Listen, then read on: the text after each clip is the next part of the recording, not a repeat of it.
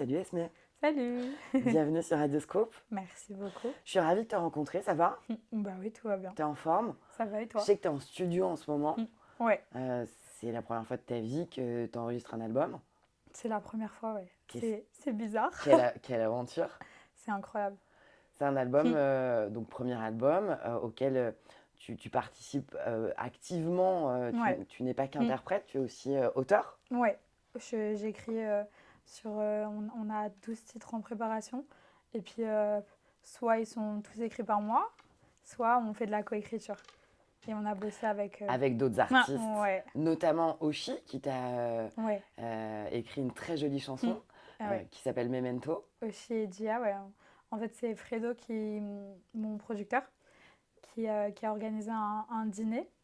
Et puis, on a parlé toute la soirée de notre vie.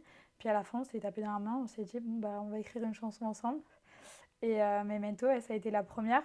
C'est l'histoire de ma meilleure amie qui a perdu son copain. Et puis, elles ont été hyper touchées par cette histoire. Et puis, elles ont un peu retranscrit mes mots qui sont les siens pour écrire Memento. Puis ensuite, ça s'est enchaîné. On a bossé avec Kyo, Boulevard Désert, Yodelis, John Maman, Jérémy Incroyable Frérot. le nombre de collaborations Ouais, que tu fais avec des artistes qui ont déjà un parcours bien fourni. ouais, c'est dingue. Mais ça vient raconter aussi l'espoir qu'ils ont et la confiance qu'ils ont en toi. Bah, en fait, toutes les rencontres partent de Fredo. Puis bah, parce qu'ils le connaissent, ils leur font confiance. Et puis ensuite, ils me rencontrent parce qu'ils sont sûrement curieux de savoir qui je suis. Puis ensuite, on parle et puis je leur raconte. Je me paye des séances chez Psy gratuitement. Voilà. C'est bien, souvent les C'est- artistes me disent ça, que finalement ça permet d'économiser Ah le oui, budget non, de mais, psy. mais clairement, parce que Ah, en fait, avec tous, bah, ils veulent savoir qui je suis vraiment. Et donc, pour leur expliquer qui je suis, bah, il faut se forcément, raconter. il faut se raconter. Et puis, donc, je passe par toutes les phases de ma vie, qu'elles soient bonnes ou mauvaises. Et puis en général, avec tous ces artistes qui sont incroyables et que j'écoute depuis toujours, bah, en fait, on se rend compte qu'on a plein de points communs. Ouais. Et puis, bah, sur certains trucs, ils se reconnaissent, ils me disent, bon, bah, si tu veux, on peut partir sur ce genre de chansons parce que moi aussi, j'ai un peu vécu la même chose.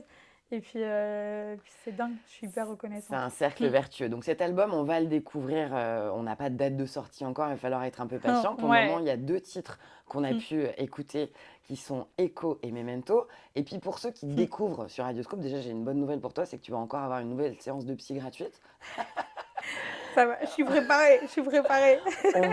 On va reprendre un petit peu au début. En tous les cas, le public, le grand public te découvre Ouais, dans The Voice, dans The Voice. dans cette émission sur TF1, et tu as touché le public et le jury immédiatement.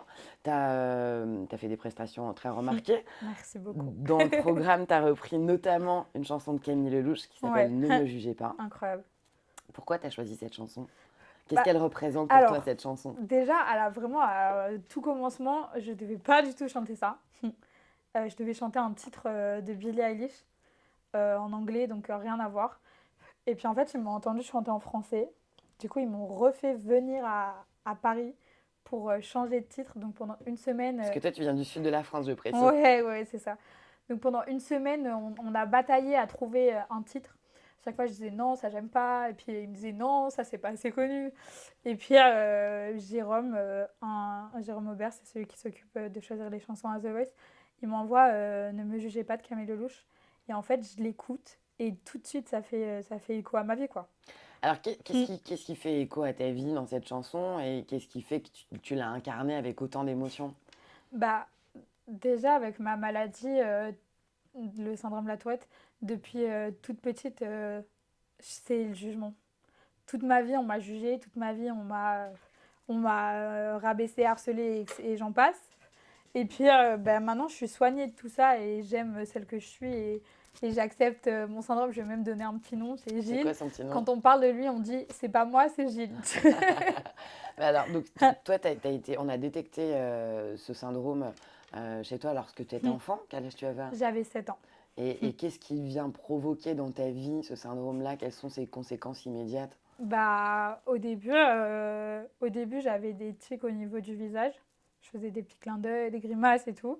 Puis ensuite, ça s'est un peu aggravé. Et puis du coup, je me suis fait diagnostiquer comme avoir le syndrome de la Tourette. Mais en vrai, on ne sait pas d'où ça vient, quoi. Les gens, même les médecins, ne sont pas encore assez renseignés sur ce syndrome-là et sur ce que ça provoque, enfin, d'où ça vient, quoi. Il y a un traitement? Tu prends un traitement? Non. Non.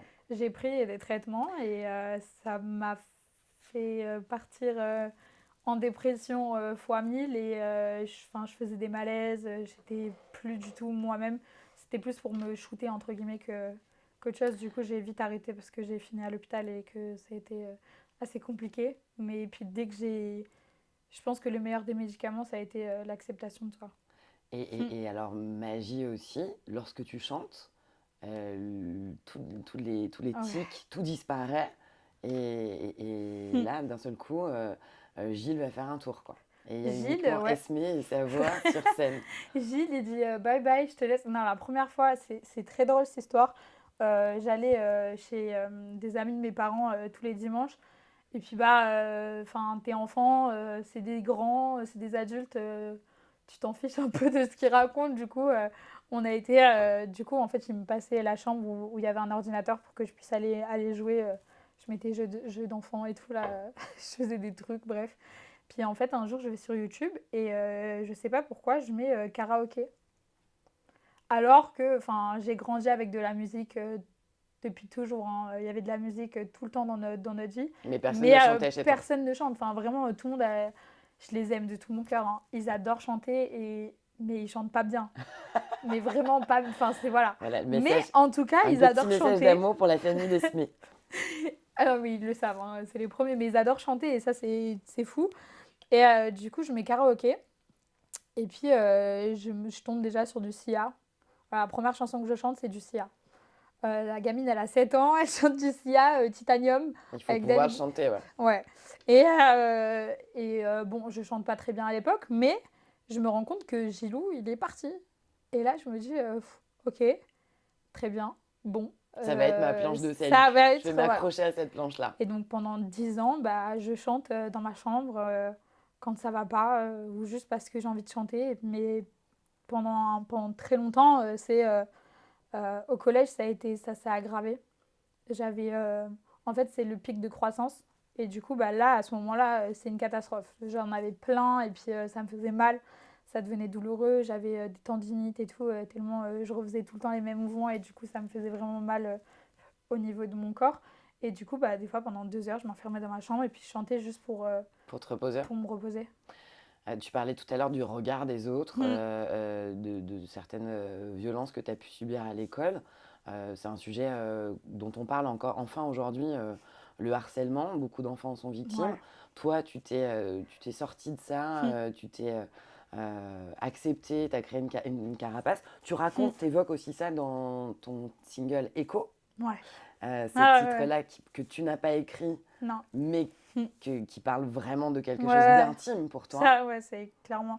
Bah, franchement, j'en ai vraiment bavé quand j'étais petite. Ça a commencé en primaire, du coup. J'avais une prof qui me supportait pas.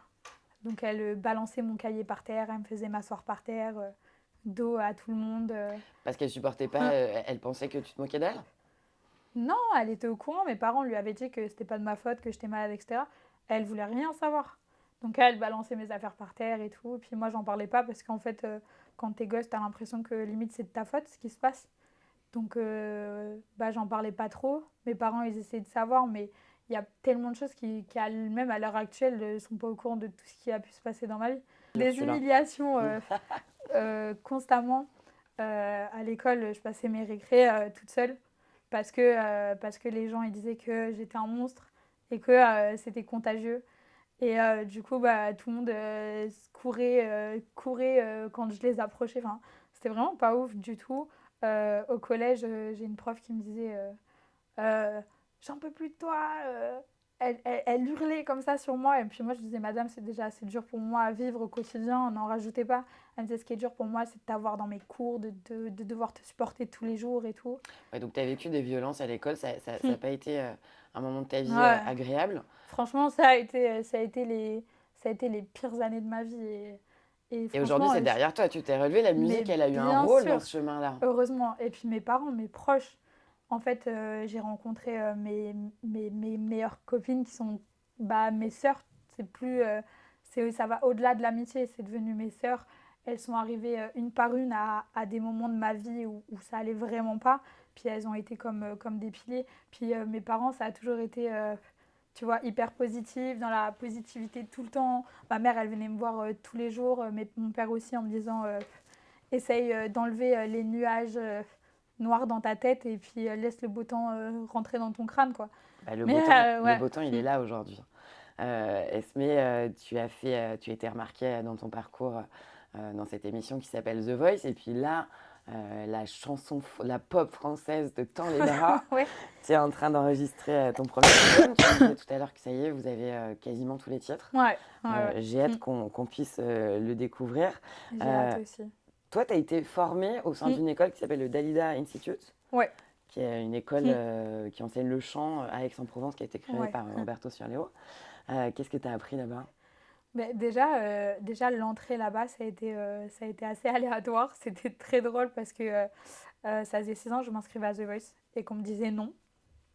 Et il y a une année où le directeur, enfin un des stagiaires ou je sais pas qui, m'a quand même contacté et il m'avait rentré dans sa base de données.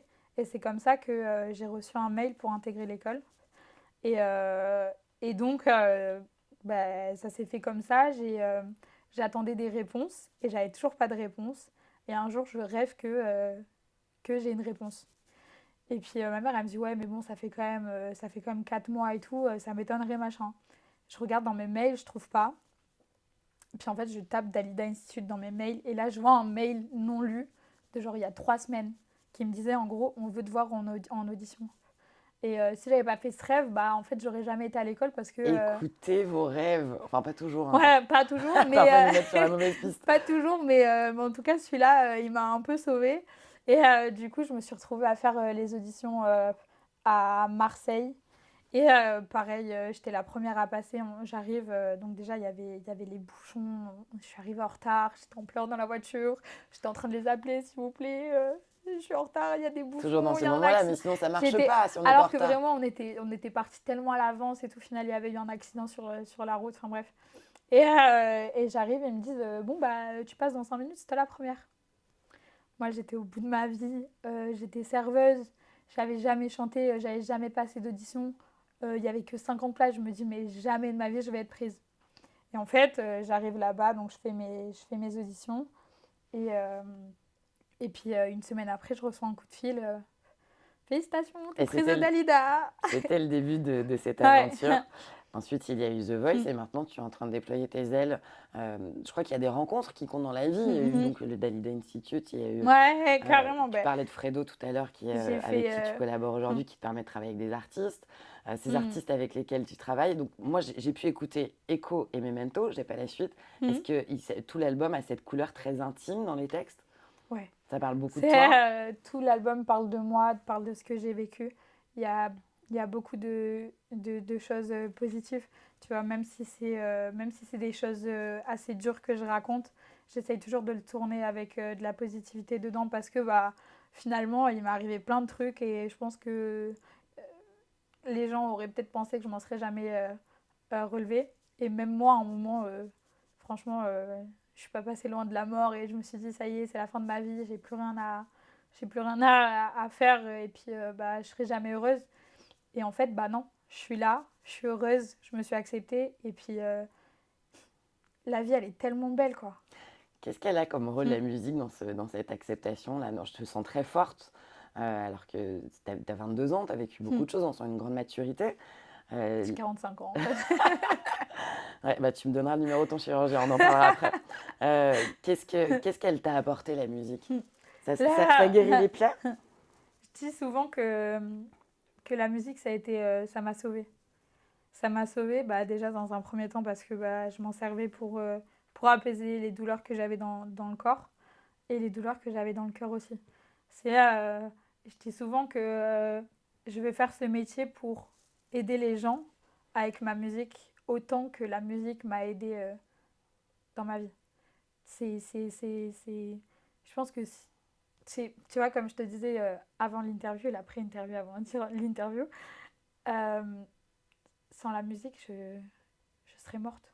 C'est ça, et j'ai pas de plan B parce que je me permets pas d'avoir de plan B, parce que si je fais pas ça, je saurais pas quoi faire de ma vie. Ça, c'est la détermination. Ouais. Pour ceux qui nous écoutent, et je sais qu'ils seront nombreux, hein, Mm, malheureusement, à subir du harcèlement à mm, l'école, à être jugé ou moqué, comme tu as pu l'être toi quand mm. tu étais plus jeune, qu'est-ce que tu pourrais leur donner comme message pour les aider à s'en Mm. sortir, à traverser cette étape de leur vie?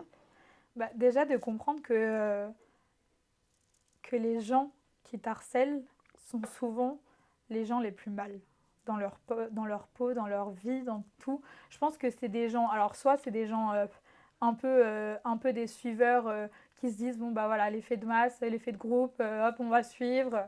Ou alors il y en a qui sont vraiment hyper mal et puis du coup ils attaquent avant de se faire attaquer. Et pour survivre à ça, je pense qu'il faut juste s'accrocher. Il faut se dire ok, je suis en train de vivre tout ça, c'est pas grave, c'est ok d'être pas bien, c'est ok de pleurer, c'est ok d'être mal, c'est même ok d'être en dépression. Le plus important, c'est de savoir, de se dire, ok, à un moment donné, je vais rebondir et à un moment donné, je vais m'en sortir. Et de pas rester seul aussi, de s'entourer. Tu De parlais de tes s'entourer, amis. de fou, de s'entourer. Après, je sais qu'il y en a beaucoup aussi qui n'ont pas la chance d'être entourés ou d'avoir eu la chance d'être aussi bien entourés que moi, mais de ne pas avoir peur d'en parler à ses proches, à sa famille, à ses amis, de trouver une safe place. Même moi, par exemple, j'avais des profs qui étaient quand même hyper présents pour moi. Tu vois, j'avais des... dans toute cette sauvagerie là que je Il y avait vivais, aussi il y avait aussi des des bons gens qui t'ont profs et je tendu la pense main, que ouais, ça aussi c'est quand bien même sûr. très important de le dire, c'est que ok il y a des profs qui sont un peu bêtes de réagir comme ça, surtout avec des enfants, mais c'est pas tout le corps enseignant et Bien qu'il sûr. y en a beaucoup aussi qui ont été là pour moi, qui m'ont aidé, qui m'ont appris à gérer aussi ma maladie un peu mieux en essayant de trouver des tactiques. Puis j'avais toujours une oreille sur, enfin une épaule sur laquelle m'appuyer et tout. Donc voilà, c'est pas tout le monde qui est comme ça, il y en a eu certains. Mais juste de s'accrocher, d'essayer de bien s'entourer et puis d'en parler. Moi, je sais que, puis de trouver son refuge, c'était la musique. Puis j'écrivais beaucoup aussi. Quand ça allait pas, et je le fais d'ailleurs toujours aujourd'hui, j'ai une petite note, j'ai un petit fichier dans mes notes qui s'appelle État d'âme. Et Et aujourd'hui, ça tu vas en faire m'arrive, des chansons. ouais, mais ça m'arrive encore aujourd'hui de ça va pas parce qu'en fait on peut pas toujours aller bien et que le bonheur c'est pas quelque chose de constant, Non. c'est on trouve le bonheur dans plein de petites choses de la vie. Tous les jours il y a des choses qui vont te rendre heureux et qui vont faire de ta journée un bon truc comme l'inverse aussi. Donc je pense que chercher la quête du bonheur elle est propre à chacun et un peu compliquée. Il y en a ils arrivent jamais à être heureux parce qu'ils ils idéalisent le bonheur, alors qu'en vrai, c'est tellement de petites choses de la vie qui peuvent te rendre heureux. Mais voilà, c'est l'acceptation. Et puis aussi, par exemple, avant, je m'acceptais pas du tout, je m'aimais pas, j'aimais pas mon corps, j'aimais rien du tout chez moi.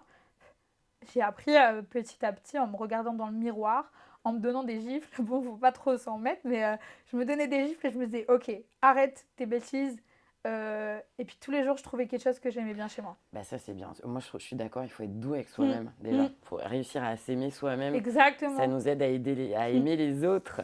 c'est ça. Vous Mm. l'entendez, Esmé, elle fait preuve d'une grande force et d'une grande maturité pour son âge. J'ai hâte de découvrir ton album. J'ai hâte aussi. J'espère que tu reviendras nous le présenter. Je rappelle que sur cet album, qui est quasiment terminé, Ouais. tu as collaboré avec plein Mm. d'artistes de talent, Yodelis, Boulevard Désert, Oshi, Kyo. Donc j'ai l'impression que c'est le boulevard Mm. du succès qui va s'ouvrir pour toi. Mais Il y a une j'espère. tournée en préparation, tiens. Ben, franchement, après l'album, on aimerait bien, ouais. Déjà, il faudrait déjà qu'on sache à quelle date sortir l'album. Mais oui, on parle déjà de la tournée. Je sais déjà comment je veux être sur scène, quelle ambiance je veux donner. Tu vois, ça va être quelque chose de vraiment hyper cocooning, proche des gens. Parce que bah, finalement, c'est ça que j'aime le plus, c'est d'être proche des gens qui m'écoutent. Tu vois, je pense que c'est hyper important et que de toute façon, sans public, bah, on a beau faire de la musique, mais bon, si on n'a pas de public, ça sert à rien. Et donc, ça va être quelque chose d'hyper intimiste, avec hyper proche des gens. Et puis, j'ai super hâte. J'ai hâte de le découvrir aussi. En tout cas, merci beaucoup, Esmé, pour ta confiance pour ce moment. Mais Euh, merci. Nous, on va se retrouver dès mercredi prochain, même radio, Mm. même heure, 19h sur Radioscope. Et mon invité, ce sera le chanteur Gaëtan Roussel. Inoubliable voix de Louise Attaque. Tu travailles pas avec lui encore? Non, pas encore. Ça viendra. Allez, très bonne soirée sur Radioscope. Merci, Esmé. Merci beaucoup.